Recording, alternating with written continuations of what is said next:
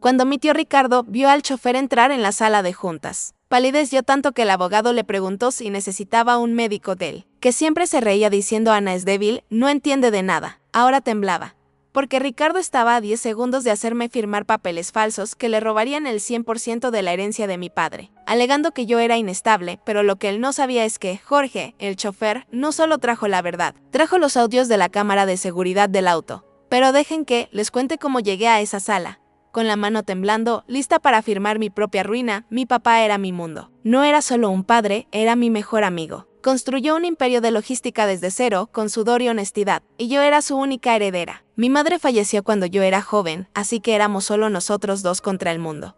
Hace 6 meses llegó el diagnóstico: cáncer de páncreas. La palabra sonó como una sentencia de muerte en el consultorio. Fue rápido, fue brutal, y fue entonces cuando aparecieron los buitres.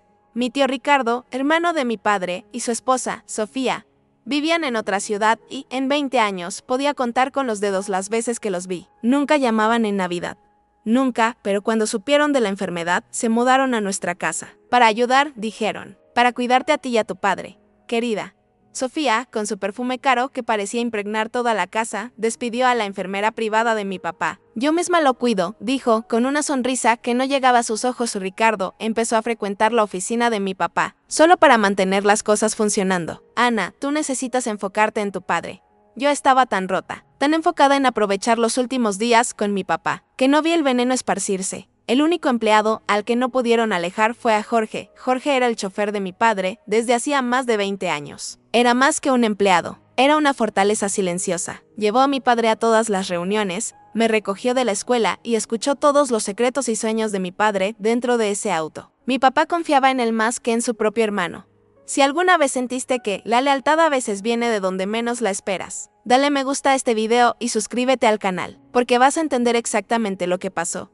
Mi papá murió hace 30 días. El último mes fue una nebulosa de dolor y morfina. En su lecho de muerte, tomó mi mano con su mano débil y huesuda. Pidió que Jorge entrara al cuarto, nos miró a los dos, con los ojos hundidos, pero todavía con esa llama. Dijo, cuídense el uno al otro. El resto es solo papel. Jorge, cuida a mi niña. Jorge asintió, con lágrimas en los ojos. Con mi vida, señor. Ricardo y Sofía estaban en la esquina del cuarto, observando. Vi una mirada entre ellos que no entendí en ese momento. Era impaciencia. Tan pronto como mi papá se fue, el mundo se derrumbó. Y ellos actuaron rápido. Ricardo y Sofía tomaron control de todo. Me dijeron que el abogado de confianza de mi papá, el doctor Morales, había sufrido un derrame cerebral y estaba incomunicable.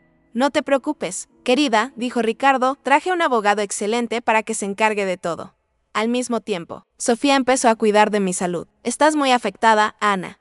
Necesitas descansar. Empezó a darme calmantes para el duelo. Pastillas blancas, 3 veces al día. Yo no estaba solo de luto. Estaba siendo drogada.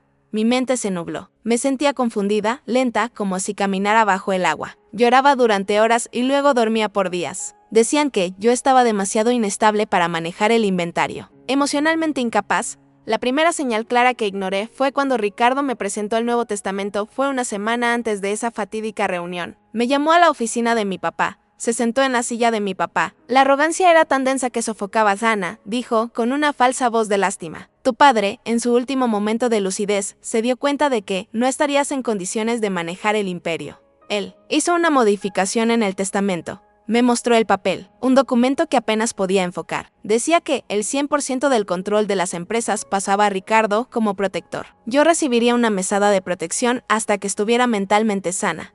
Es por tu bien, querida. Tu padre solo quería protegerte de ti misma. Estaba tan drogada, tan rota, que una parte de mí casi le cree. Miré la firma de mi papá. Parecía su letra, pero algo estaba mal. Pero yo todavía no sabía lo que Jorge estaba haciendo en silencio. Jorge lo veía todo. Para Ricardo y Sofía, él era parte del mobiliario. Un chofer. Un empleado insignificante. Lo mantuvieron cerca porque necesitaban a alguien que los llevara a sus encuentros secretos. Al banco, al nuevo abogado. No sabían que Jorge era los ojos y oídos de mi papá. Vio a Sofía en la cocina, tarde en la noche. Ella no me estaba dando los calmantes que el médico recetó. Estaba triturando otras pastillas, más fuertes, y mezclándolas en mi jugo de naranja cada mañana. Solo un calmante extra para la pobrecita, la escuchó decirle a Ricardo por teléfono. Vio a Ricardo en la oficina, riéndose de cómo yo era débil como la madre. Escuchó a Ricardo burlarse de mi papá, diciendo que el viejo sentimiento finalmente había sido útil. Entonces, la señal más devastadora. Jorge vio a Sofía traer a un médico que yo nunca había visto. Un hombre con un maletín de cuero que no me miró a los ojos. Habló conmigo por 5 minutos, mientras yo apenas podía formar una frase. Después, Jorge escuchó la conversación en el jardín. El médico falso dijo, el informe de incapacidad mental está listo. Está delirante, no responde por sí misma. Cualquier juez lo creerá. Jorge sabía que estaban construyendo una jaula para mí. Y sabía que necesitaba una prueba irrefutable. La oportunidad llegó 3 días antes de la firma. Fue un martes lluvioso. Ricardo y Sofía llamaron a Jorge. Tenemos una reunión importante, con el abogado y el médico. Llévanos al centro. Jorge los llevó. Su error fatal, la arrogancia, no quisieron reunirse en una oficina, creyendo que era el lugar más seguro, el más privado. Tuvieron la reunión dentro del auto de lujo de mi papá, el Mercedes blindado, estacionado en una calle lateral. Quédate aquí afuera. Jorge, ya apaga el auto, ordenó Ricardo. Jorge apagó el auto, pero no necesitaba que el auto estuviera encendido. Se les olvidó. No tenían idea. Mi papá, paranoico con la seguridad después de un intento de secuestro años atrás, había instalado el sistema de seguridad más avanzado en su auto personal. Cámaras de audio y video de 360 grados, que grababan incluso con el auto apagado y enviaban todo a un servidor seguro. Jorge se sentó en el asiento delantero, quieto como una estatua, y a través de su celular conectado al sistema que solo él y mi papá sabían que existía, escuchó en vivo, escuchó la voz de Ricardo. El plan es perfecto. Ella firma el viernes, transfiriendo el control. El lunes, usamos el informe del doctor de aquí y la internamos en la clínica en Suiza. El informe garantiza que se quede allí por, al menos, 2 años. Tiempo suficiente. La voz de Sofía y la mesada, es mucho.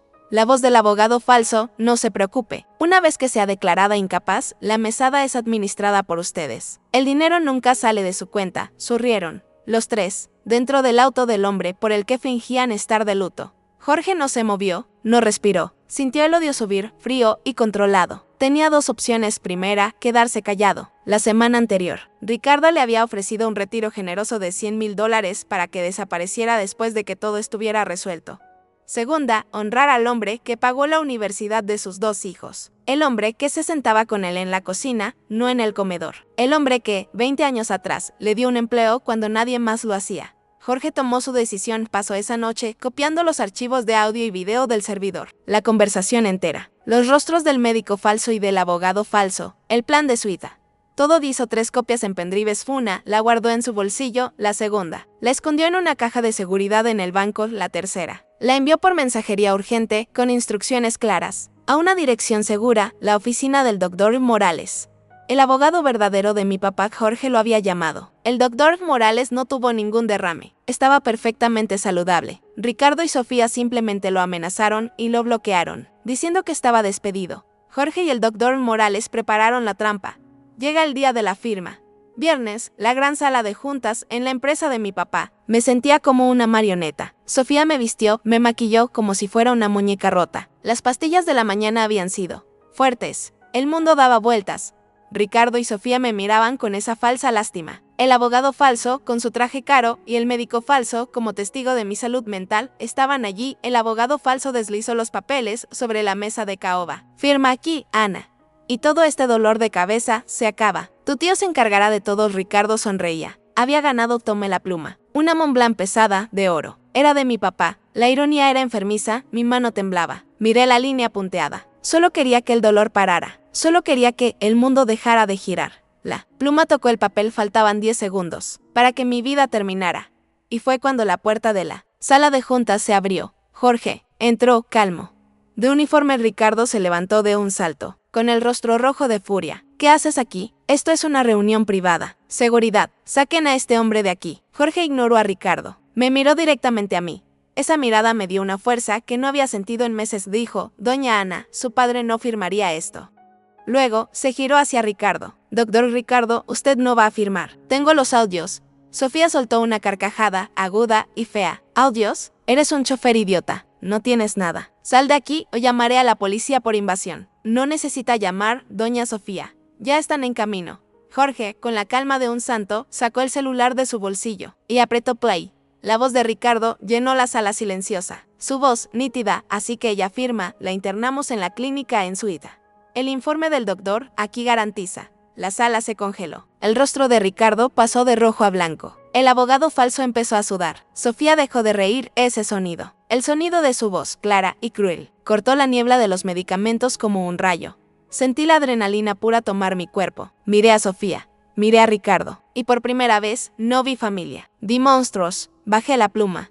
«Apaga eso», gritó Ricardo, avanzando hacia Jorge. El abogado falso intentó tomar el celular. Jorge dio un paso atrás, tranquilo. Demasiado tarde, doctor Ricardo Y. Fue entonces cuando la puerta de la sala se abrió de nuevo. Esta vez no fue solo Jorge, fueron 2 policías uniformados. Y, entre ellos, el doctor Morales, el abogado real de mi papá, saludable, furioso y sosteniendo un portafolio. La justicia sabe bien, ¿no crees? Si estás celebrando conmigo, dale me gusta a este video y suscríbete ahora, porque la mejor parte de la venganza está comenzando. ¿Qué significa esto?, tartamudeó Ricardo, mirando a los policías. El doctor Morales habló, su voz era un trueno. Significa que estás arrestado, Ricardo, por fraude, coacción, falsificación de documentos, administración de sustancias nocivas e intento de privación ilegítima de la libertad. No tienen pruebas, gritó Sofía, su rostro distorsionado por el odio. Lo tenemos todo, dijo Jorge, levantando el celular. El audio que escucharon fue solo el tráiler, pero el doctor Morales tiene el video en alta definición de la cámara interna del auto. El médico falso intentó correr hacia la puerta. Un policía lo bloqueó. El abogado falso se sentó en la silla, poniendo la cabeza entre sus manos. Ricardo y Sofía fueron esposados. Allí mismo, en la sala de juntas de mi papá. Sofía escupía maldiciones. Ricardo estaba en shock, mudo. Mientras se los llevaban, el doctor Morales se acercó a mí. Tomó los papeles falsos de la mesa y los rompió por la mitad. «Esto es basura», dijo. Dijo, sacando un documento de su portafolio, «es el testamento original. 100% para ti, Ana. Como tu padre siempre quiso». Miré a Jorge. Estaba parado cerca de la puerta, como siempre. La fortaleza silenciosa. Corrí y lo abracé. Y por primera vez en 6 meses, lloré. Pero no de tristeza. Lloré de alivio. Arrestarlos fue solo el comienzo. Eso fue justicia. La venganza vino después. En los días siguientes, la niebla de las pastillas salió de mi sistema. Y lo que quedó no fue tristeza. Fue una rabia fría, afilada como el acero. Asumí el control de las empresas al día siguiente. Me senté en la silla de mi papá. Y me quedaba perfectamente. Mi primera acción, una auditoría forense completa, cubriendo los últimos 5 años. El doctor Morales me advirtió que Ricardo y Sofía tendrían buenos abogados, que intentarían alegar que el audio fue ilegal, pero no contaban con la bomba final. La auditoría reveló algo que ni Jorge sabía. Ricardo no empezó a robar cuando mi papá enfermó. Había estado robándole a mi papá durante 5 años. Tenía una empresa fantasma en las Islas Caimán. Sobrefacturaba contratos de logística y desviaba millones año tras año. No estaba tratando de robar mi herencia porque lo necesitara. Lo hacía por pura codicia. El intento de declararme incapaz no fue un plan A. Fue un plan B para cubrir el agujero de la auditoría que él sabía que yo, eventualmente, haría. No solo intentó robar mi futuro, estaba robando el presente de mi papá. Mientras él aún estaba vivo, usé las pruebas de la auditoría. El arresto por fraude y coacción fue sellado, pero añadí la demanda civil. No solo perdieron la herencia que nunca tuvieron, fueron condenados, en un juicio que duró 6 meses, a devolver cada centavo que robaron. Con intereses del total, $22 millones lo perdieron todo. La casa, los autos, la reputación. Me aseguré de visitar a Ricardo en la prisión. Un año después, necesitaba verlo. Estaba delgado, el cabello gris, los ojos hundidos y sin brillo. Llevaba el uniforme naranja de la prisión. Me vio a través del cristal y sus ojos se llenaron de odio. Tomó el teléfono. Yo tomé el mío. «Destruiste a la familia», susurró. «Todo esto, por culpa de un chofer». Esperé. Dejé que el silencio pesara. «Estás equivocado», le dije con voz calmada. «Yo no destruí nada. La familia ya estaba podrida y tú eras el cáncer. Te destruiste a ti mismo por arrogancia. Subestimaste a mi papá en vida, me subestimaste a mí en mi duelo y subestimaste al hombre que le sirvió por 20 años. Jorge fue leal. Tú ni siquiera sabes lo que significa esa palabra». Lo miré una última vez. «Disfruta la comida, tío». Colgué el teléfono y me fui. Hoy, 3 años después, he levantado las empresas. Son más grandes que nunca. Jorge ya no es chofer, es el jefe de seguridad y logística de todo el grupo, y es miembro del consejo consultivo. Mi primer acto como CEO, después de la auditoría, fue ejecutar una orden que mi papá había dejado escrita en una carta personal para mí, junto con el doctor Morales. «Si algo me pasa, dale a Jorge el 5% de las acciones de la empresa. Es el único hermano que realmente tuve». Ricardo y Sofía cumplen la pena máxima por todos los delitos. Saldrán de la cárcel viejos, en bancarrota y debiéndole hasta el alma a la empresa que un día intentaron robar. Aprendí de la manera más difícil que la verdadera lealtad no se mide por la sangre, sino por el carácter, y que los arrogantes siempre, siempre, subestiman a quien sirve el café o a quien conduce el auto. Quiero saber de ustedes en los comentarios, ¿creen que la familia se define por la sangre o por las acciones? ¿Alguna vez tuvieron un Jorge en su vida? ¿Alguien que demostró que la lealtad vale más que cualquier apellido? Cuéntame tu historia.